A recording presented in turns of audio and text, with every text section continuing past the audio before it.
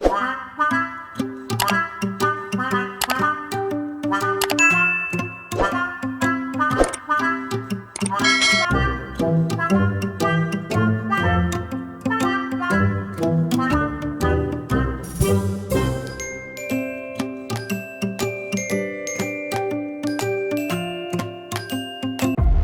दफा का जिक्र है, चिलचिलाती धूप के नीचे एक वसी सहरा में मियाँ और बैन नामी दो बच्चों ने खुद को खोया हुआ पाया।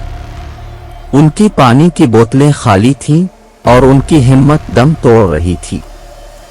जब वो घूम रहे थे, उन्होंने रेत में कदमों के अजीब निशानात देखे जो उन्हें सहरा की गहराई में ले गए। निशानात की पैरवी करते हुए वो एक खौफनाक नखलिस्तान में पहुंच गए जिसमें एक अकेला दरख्त था। उसका साया खौफनाक रक्स करता दिखाई दे रहा था। बच्चों को दरख्त की बुनियाद पर एक जंग आलूद कदीम चिराग दिखा। उन्होंने इसे रगड़ दिया और एक घूमता हुआ धूल का शैतान उभर कर सामने आया जो एक खौफनाक शक्ल इख्तियार कर गया। ये सदियों से फंसा हुआ जिन था। मैं आपकी ख्वाहिशें पूरी करूंगा, जिन ने हड़बड़ा कर कहा, लेकिन होशियार रहो क्योंकि ख्वाहिशात के नताइज होते हैं। मियाँ ने पानी की ख्वाहिश की। जिन ने अपनी उंगलियां हिलाई और एक नखलिस्तान नमूदार हुआ।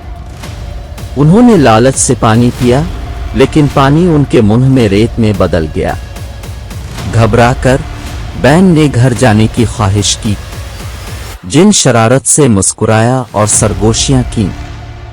अचानक उन्हें एक वसी अरीज और बंजर जमीन में पहुंचा दिया गया। हमें तीसरी ख्वाहिश करनी है, मियाँ ने कांपते हुए कहा। जब वो अपनी जान बचाने की ख्वाहिश कर रहे थे, जिन ने हिचकियां ली और कहा, ख्वाहिश करो, लेकिन आपकी रूहें अब मेरी होंगी। मायूस होकर वो सहरा से भागे। जालिम जिन ने उनका ताक़ुब किया।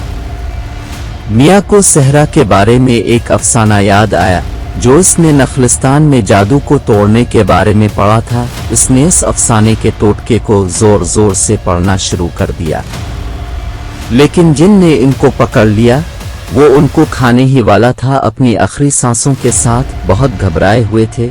वो आजाद होने की ख्वाहिश रखते थे। वो इस अफसाने के टोटके को जोर जोर से पढ़ने लगे और अचानक फिर जिन को नखलिस्तान ने खा लिया और लानत टूट गई और जिन गायब हो गया और हर तरफ सुकून और खामोशी छा गई। मियाँ और बैन ने खुद को गिरे हुए दरख्त के करीब पाया। कदीम चिराग अब ठंडा और बेजान था।